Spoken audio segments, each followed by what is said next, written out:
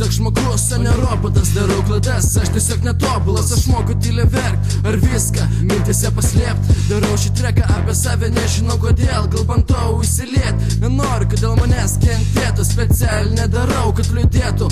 Būna visiems juodas dienas, bet kodėl jis kitiem būna retos. Ką aš padariau, kad to nusipelniau. Ir man įdomu, kas bus toliau. Kiekvieną dieną aš bandau, kad būtų geriau. Nepykina nuo manęs, aš tiesiog mėginau. Jei kas tai taip sakykit į akis, ir man nesvarbu, kas sakys. Nauja diena, nauji trūkčiai pasikartojantis, tie patys pykčiai. Galvoji, man malonu, o tu klysti. Man jau darosi sunku čia likti.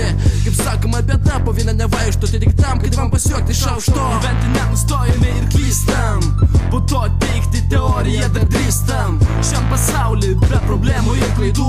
Manau, gyventi būtų tikrai nuobodu. Gyventi nenustojame ir klystam.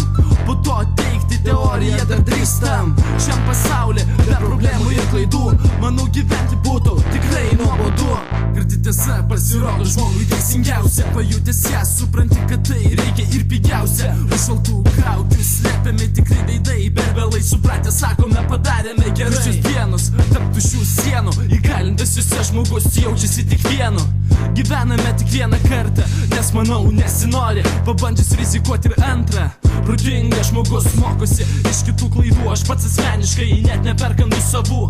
Kur prapuolė ryšys tarp proto ir kūno, manau tikriausiai ten jo net nebuvo. Dingo vieną kartą abejonės, visos protingas renkasi iš viršelio gnydos.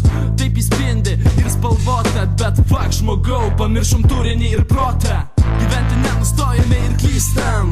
Po to teikti teoriją dar drįstam. Šiam pasaulį be problemų ir klaidų. Manau, gyventi būtų tikrai nuobodu.